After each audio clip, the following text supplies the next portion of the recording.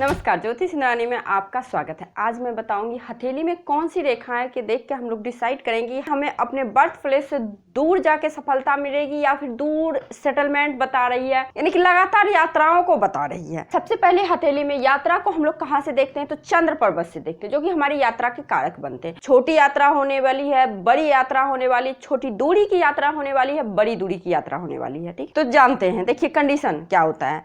तो सबसे पहले ये तो चंद्र पर्वत है, जैसा कि हम लोग जान रहे हैं। ये आपकी जीवन रेखा हो गई, ये आपकी मस्तिष्क रेखा हो गई, ये आपकी हृदय रेखा हो गई, ये आपकी लक लाइन हो गई। और यहाँ से जो यहाँ का ये एरिया है, ये एरिया हमारा चंद्र का पर्वत हो गया। तो देखिए यहाँ पे जीवन रेखा जो होती है उससे छोटी छोटी रेखाएं निकलकर यदि चंद्र पर्वत की ओर जाती है तो वो रेखा आपकी लगातार यात्रा को बताती है। छोटी मोटी यात्रा जैसे इस तरह से आपको दिखेगी, इस तरह से इस तरह से इस तरह से लाइनें निकल के आपको चंद्र की पर्वत पे जाती हुई दिखेगी, या फिर आपके इस तरह से आपके ये साइड के एरिया में बहुत सारी रेखाएं दिखेगी, तो लगातार आपको छोटी छोटी यात्रा कराएगी। ये तो छोटी मोटी यात्रा की हुई। दूसरा कंडीशन ये होगी यदि जीवन रेखा विभाजित हो जाए और उसकी एक शाखा चंद्र क्षेत्र की और उस क्षेत्र पर चली जाए तो यह योग संपूर्ण जीवन आपकी परिवर्तनशीलता को दिखाता है। ये आपका चंद्रमा का क्षेत्र है। यहाँ पे विभाजित होते हुए रेखा कोई इस तरह से इस तरह से इस तरह से जाए, या फिर यहाँ से कोई रेखा इस तरह से जाए, तो ये आपके लाइफ टाइम जो होता है ना, जैसे कि आप डिफेंस का ही जॉब ले लो, 3 साल वहां रहेंगे, फिर 3 साल कहीं और जाएंगे, फिर 3 साल,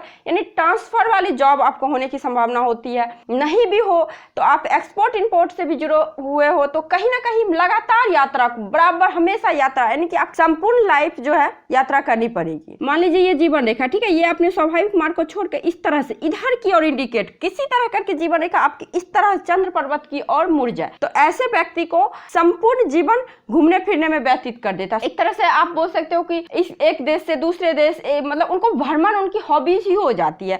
तो बहुत ज्यादा यात्रा ये लोग करते हैं। और इनमें एक चीज और होता है कि इनका जो मृत्यु जो होते हैं अपने बर्थ प्लेस से दूर जाके मृत्यु का संभावना बताती है, यदि इस तरह की आपके हथेली में योग बन रहे हो तो। और एक कंडीशन ये है यदि जीवन रेखा उसकी कोई शाखा चंद्र की ओर ना जाए, देखिए इस तरह से मान लीजिए कोई जीवन रेखा है और चंद्र पर्वत बिल्कुल कोई शाखा ना जाए, एकदम साफ सुथरी जीवन रेखा है, ना कोई शाखा चंद्र पर्वत की ओर जाए, ना कोई चंद्र पर्वत से जीवन रेखा की ओर जाए, और आपका ये शुक्र पर्वत को अच्छे से गोला घेरा बना के रहे जीवन रेखा, तो ये अपरिवर्तनशील को दिखाता है कि यानी कि आप जहां पैदा लिए वहीं रहेंगे, वहीं पे आपकी जीवन व्यतीत हो जाएगी। कि आपके जीवन में ज्यादा यात्रा क्या, बिल्कुल यात्रा नहीं, छोटी मोटी आप ऐसे रिलेटिव के यहाँ गए वो यात्रा अलग है, बट काम से जो यात्रा होती है वो आपको नहीं करनी पड़ेगी। अर्धवृत्ताकार एक तरह से आप बोल सकते हो इसको बना रही हो। तो ऐसे व्यक्ति ज्यादा लाइफ में नहीं करते यात्रा, ज्यादा क्या बिल्कुल भी काम से नहीं करते। ऐसे आप घूमने फिरने रिश्तेदार के लिए गए, अपने आजीविका के लिए कहीं आप नहीं जाओगे, रोजगार के लिए कहीं नहीं जाओगे, यानी कि आप जहां जन्म लिए हो वहीं पे आप कुछ करोगे, वहीं पे आप रहोगे, यानी कि जीवन में परिवर्तनशील किसी तरह का नहीं होगा।